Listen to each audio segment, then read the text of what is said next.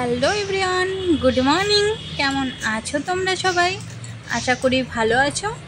আর আজকের ব্লগটা আমি শুরু করছি একটু বেলা থেকে, কারণ সকালে বাসি কাজ টাজ করেছিলাম, করার পরে আর বাবু ঘুমাচ্ছিল, সেই ফাঁকে আমি কাজগুলো করে ফেলেছিলাম।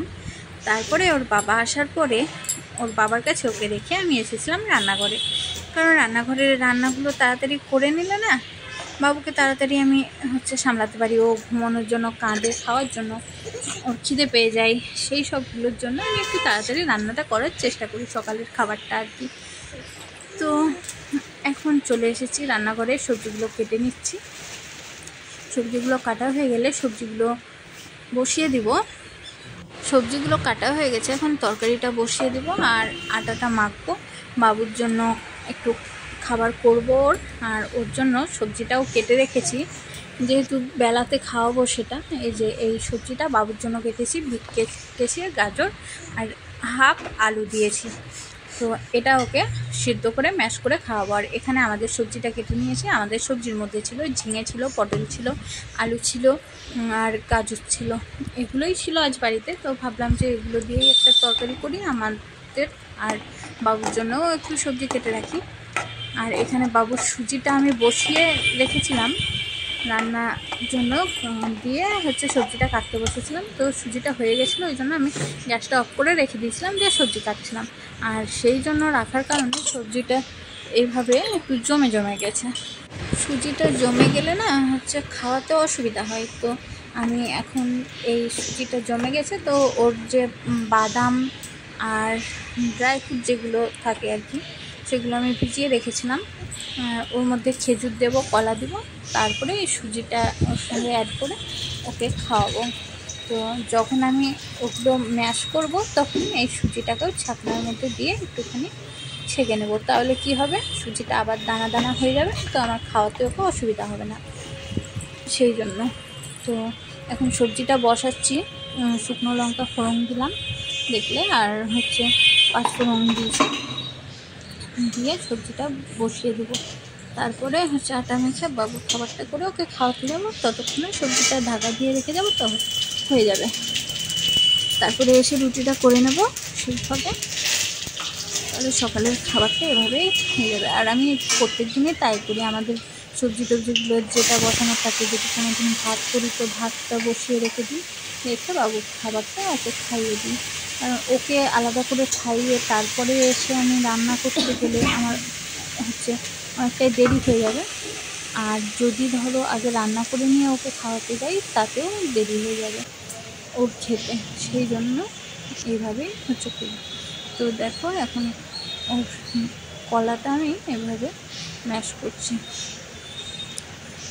আর যে বাদামগুলো আছে ওগুলো ছাকনার সাহায্যে একটুখানি ঘষে নিলে হয়ে যায়।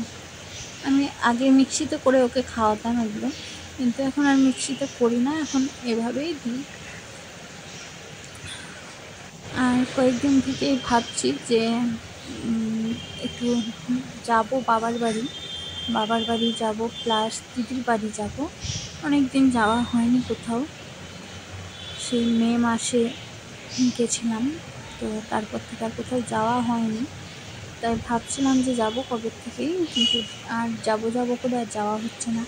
তো আজকে যাওয়ার কথা ছিল, আজকে আর গেলাম না। মানে কী বলো তো, এখন ছেলেকে নিয়ে না ভালো লাগে ঘুরতে, কিন্তু এই যে ছেলেকে নিয়ে যাওয়া মানে ওর যাবতীয় সব গুছিয়ে নিয়ে যাও।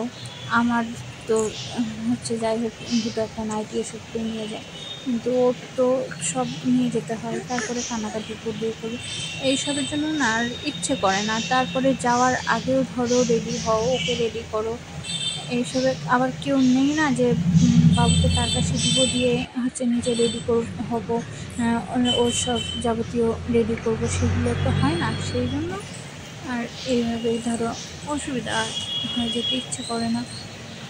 তো ভাবছি যাবো, দেখি আজকে তো আর গেলাম না, কালকে যাব।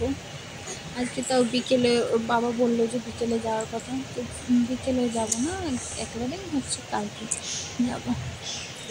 তো দেখো আমি এখানে এর মধ্যে খেজুরটাকেও ম্যাশ করে নিয়েছি।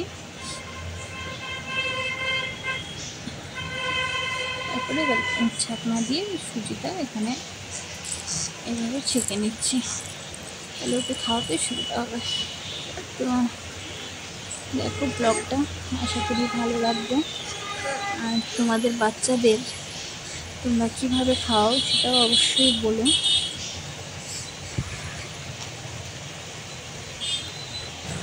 আর তার সঙ্গে তোমরা তোমাদের বাচ্চাদের সকালে ব্রেকফাস্টে কী দাও।